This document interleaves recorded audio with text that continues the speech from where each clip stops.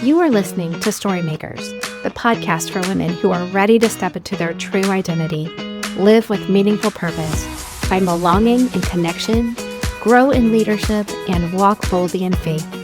Here you can uncover the story that you were created to live because you were made for such a time as this.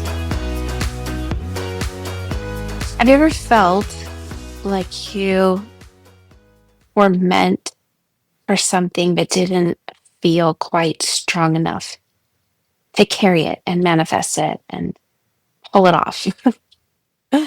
Maybe you had moments where you knew God was like stirring something inside of you, and maybe you felt like you had a vision or you were given a kingdom assignment. You had or have some steps to take. But then right after you have that, like kind of rise up within you, you get this flood of hesitation and questioning. Like, who am I to do this? Or what if I fail? Obviously, I'm going to fail. What if people don't take me seriously? I struggle with that a lot. What if I'm just making this up? What if this isn't really what God said? I think there's a story in the Bible where a creature said that to a woman once. What if this not? What did he really say? The gap that I'm talking about is, I think, the space between calling and confidence. And I've lived in that space a lot, and I know how disorienting it can feel. And when I look at the last episode with Blythe Daniel talking about speaking up from our places of brokenness, and then the next episode is going to be with Erin Harrigan, who she's going to talk about pursuing success God's way. And I see a thread weaving through these stories and through other women's hearts that God can call us even when we don't feel confident. And most oftentimes, He does call us and we don't feel confident. These two things aren't mutually required. Confidence is not required to be called. And I think there is an idea floating out there that we allow to land on us sometimes in Christian culture and might not even come from outside of us, from the pulpit or from other people. It might actually just be in our own minds that we are supposed to be fully healed and fully equipped and fully certain before we step out into something, but that's just not how it works. And I've never known God, even in the Bible, to do it that way. God is not a get fit before you go to the gym God. Look at any story in the Bible. I'm sure maybe there's one or two that aren't like this, but everything I can find. I'm not the theologian. Moses, Esther, Gideon, Jeremiah, they were all called before they felt ready. And many of them told God flat out, nope, you got the wrong person.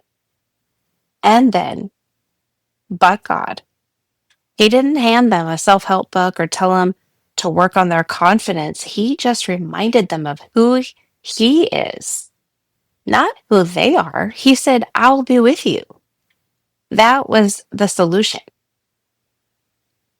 I just experienced this in real time last weekend at the She Speaks conference put on by Proverbs 31 every year. I walked in with a message, had a sponsor table, and I believe this message is something that God's given me, right? I had a table full of merch and resources and a heart saying, okay, God, I'm here. I've done my part. I just need you to show up.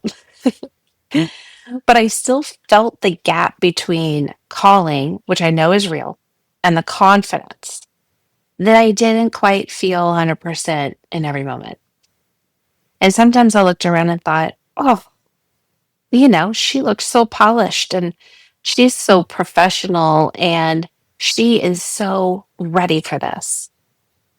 And I had to keep reminding myself of what God said, that it's not about what I saw. It's not what I thought. It's not about what I felt. It's about what he said. And humble myself before the Lord is a scripture that God had given me before this conference because I had so much on my plate to get done. And I just had to say, I am going to humble myself before the Lord. I cannot pull this off by myself. It's not about the fact I'm going, it's about the fact He's going with me. And the thing is that the gap doesn't mean He won't use you. It doesn't mean you're not ready. It just means you're still walking it out and growing as you go. If I hadn't just shown up in obedience, I would have missed all of the lovely, amazing women I met, the connections and conversations and the confirmations. And I would have missed watching God breathe on the simple yes that I brought, even in its imperfection.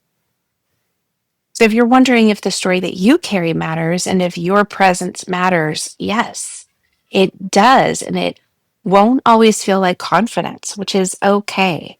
Sometimes it just looks like showing up with shaky hands, open, shaky hands.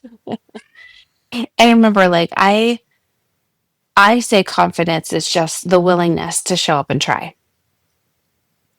That will breed the action, give you enough to take action. Then the action will breed clarity.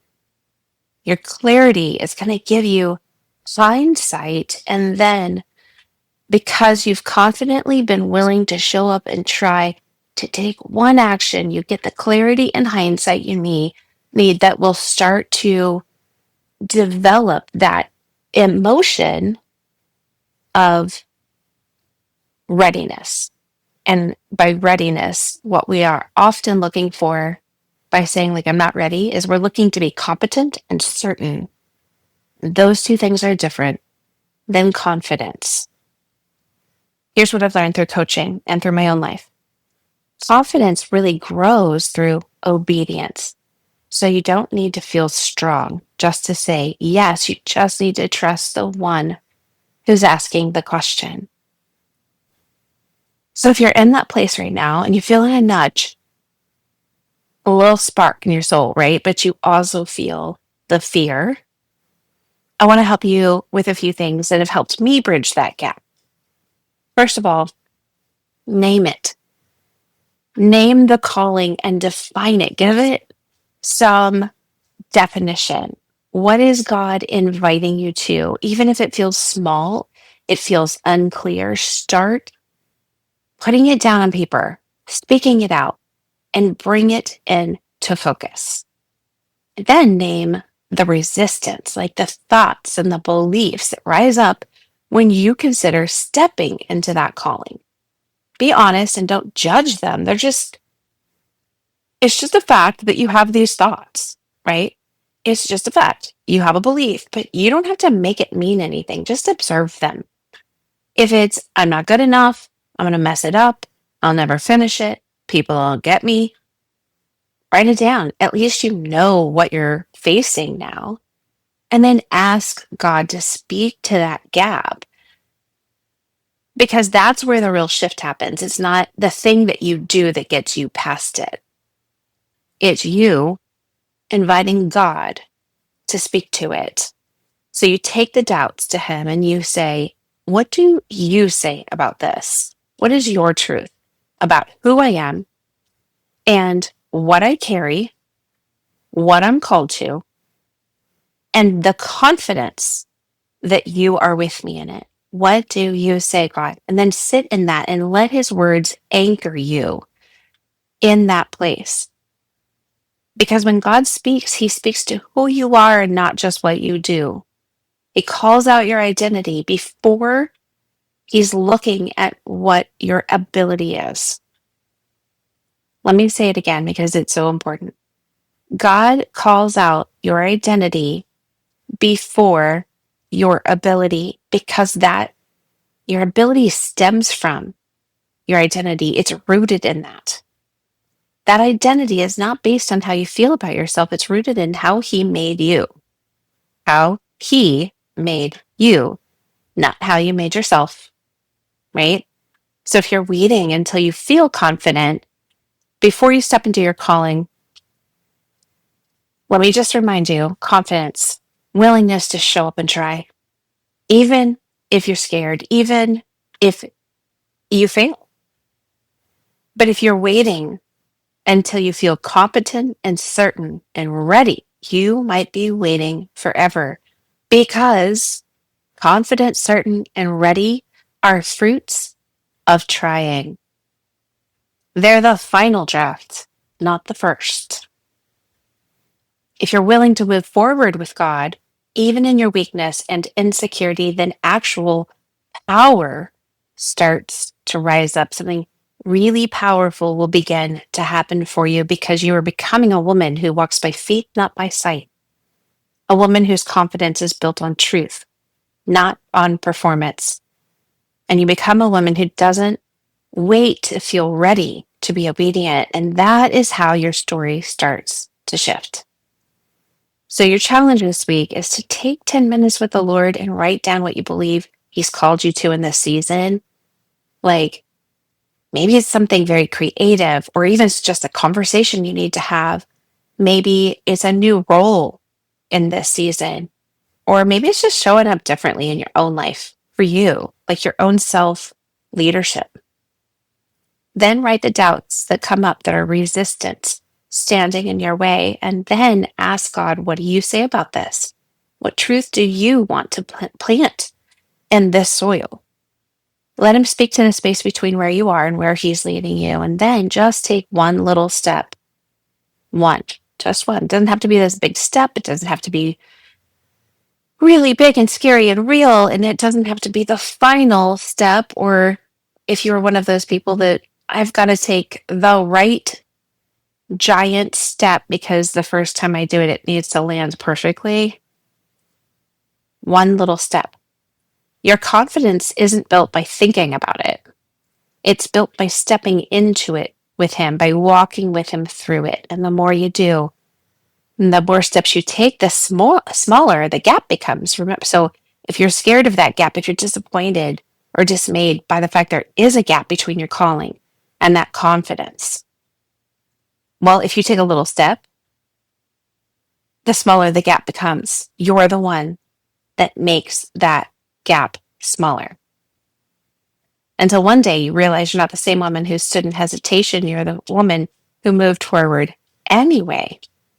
And that is really, I think, just a story worth living.